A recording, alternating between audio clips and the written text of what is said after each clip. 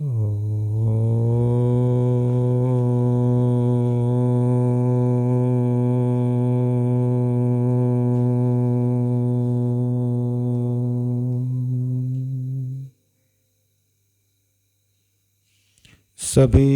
आत्मीय जनों को ओम जय भगवान।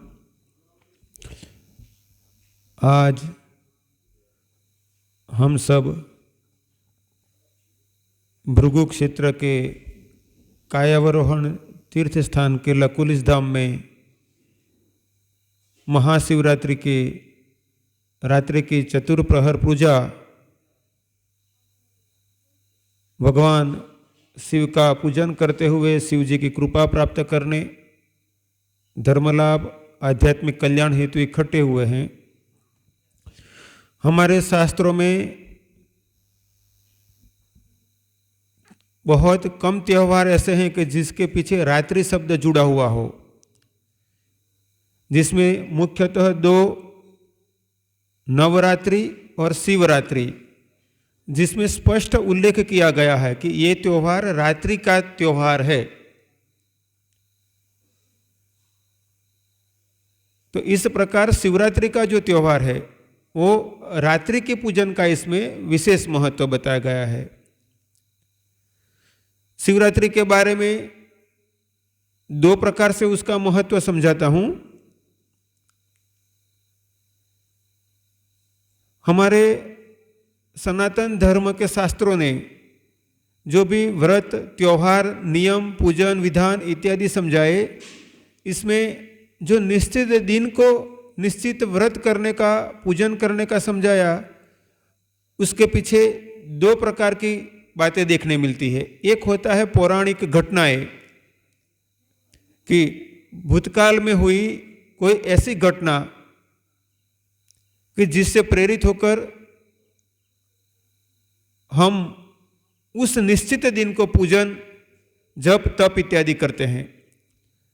और दूसरा, हमारे इस ब्रह्मांड में जो 14 लोक है, उस 14 लोक में मध्य में हमारा पृथ्वी लोक है। वो हमारा इस सौर मंडल के अंदर पृथ्वी के आसपास, सूर्य के आसपास कुछ ग्रह, और उस ग्रहों के आसपास इस सौर मंडल में कुछ नक्षत्र, ऐसे मुख्यतः 27 नक्षत्र, ग्रह, उपग्रह, सूर्य, पृथ्वी, इन सब का जो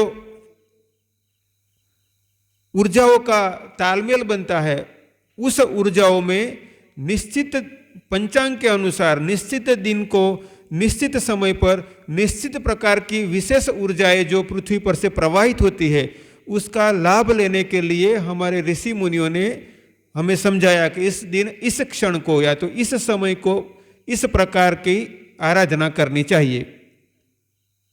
और ये तो एक कारण रहा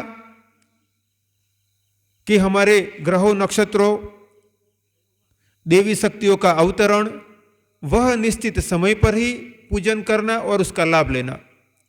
और दूसरा, इसके साथ कुछ ऐतिहासिक घटनाएं भी जुड़ी, जैसे कि आज शिवरात्रि का पूजन। भगवान शिव सदैव है, शाश्वत है। भगवान शिव का कोई प्रागट्य दिन नहीं हो सकता है कि इस दिन भगवान शिव का प्रथम दिन था।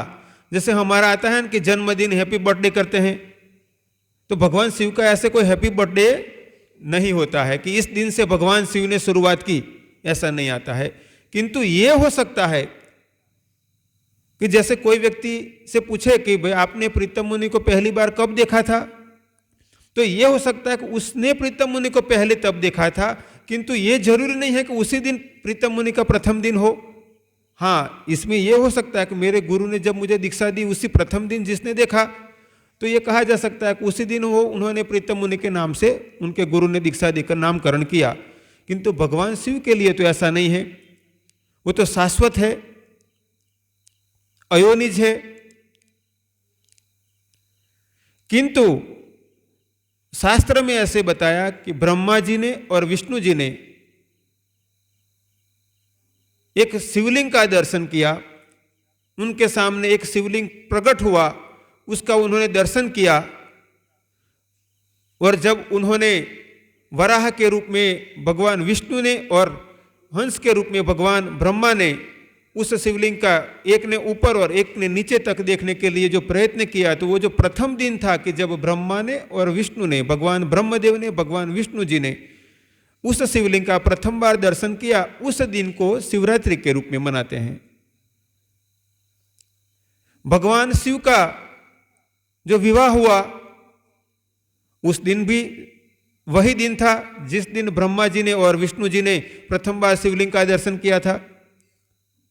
इसीलिए उस दिन को भी शिवरात्रि के रूप में ही एक उसी दिन और इकट्ठा उत्सव हो गया। तो ये एक दो कारण हुए, किंतु हम लोग ऐसा मान सकते हैं कि ब्रह्मदेव ने और विष्णु जी ने दर्शन किए थे, वो हम तो शास्त्रों में से पढ़ते हैं। हो सकता है कि तीनों देव है और तीनों की लीला मात्र है, मनुष्यों की समझ से तो परे है, किंतु शास्त्र कहते हैं कि उनकी लीला को सिद्धों को भी समझना मुश्किल होता है, तो मनुष्यों की तो बात ही क्या। किंतु इस प्रकार शिवरात्रि का उत्सव हमारे शास्त्रों में मनाया जाता है। शिवरात्रि का तप व्रत जप किया जाता है और उसका लाभ लिया जाता है। शिव पुराण में स्पष्ट रूप से वर्णन है कि शिवरात्रि की रात्रि को यदि कोई पल भर भी शिव पूजन कर लेता है भक्ति भाव सहित, उसका भी कल्याण होता है।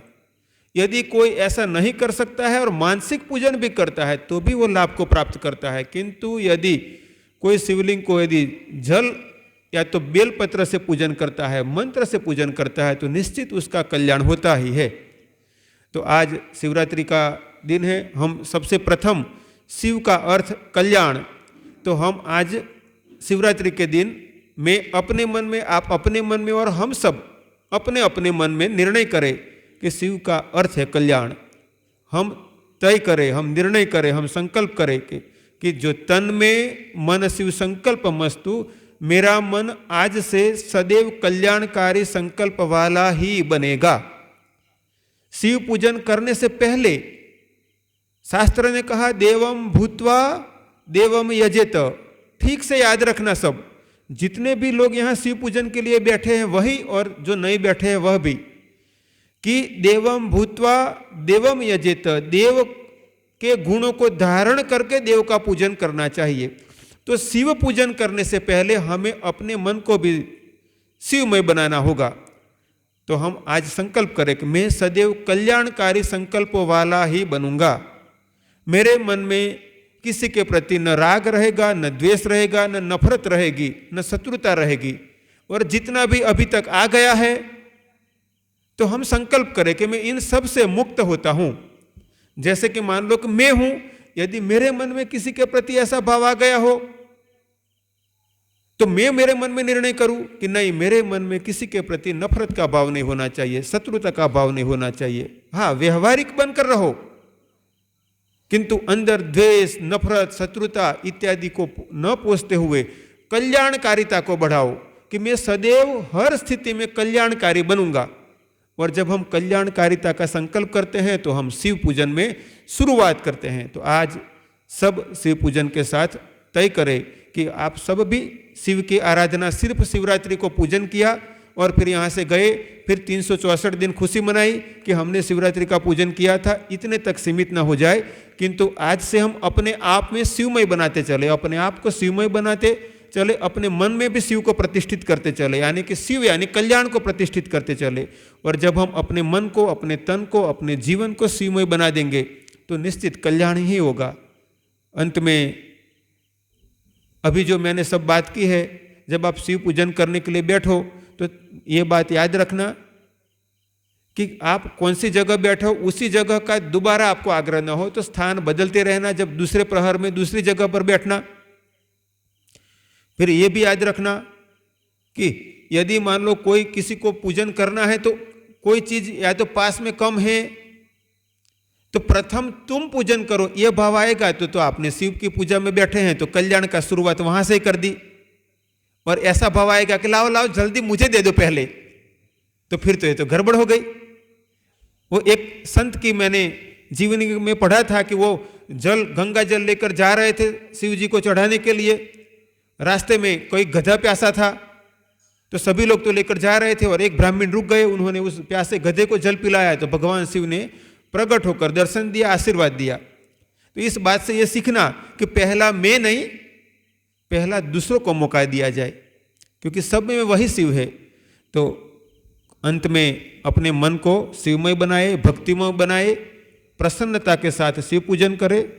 यहाँ पर मेरे ब्रह्मचारी शिष्य है दिव्येश जी ब्रह्मचारी, योगर्षि जी ब्रह्मचारी, इनको जिम्मेदारी सौंपी है कि आज के शिव पूजन का आचार्य की जिम्मेदारी उनको निभानी है, और हम सब मिलकर भक्तिभाव से शिव पूजन करेंगे। मैं भगवान से भी प्रार्थना करता हूँ कि आप सबको भगवान शिव आप सब पर कृपा करे और आप कल्याण पथ पर आगे बढ़ो, अपना कल्याण करो और सबका भी कल्याण में सहयोगी बनो। आशीर्वाद आशीर्वाद, सबका मंगल हो, सबका मंगल हो, सबका मंगल हो। ओम जय भगवान।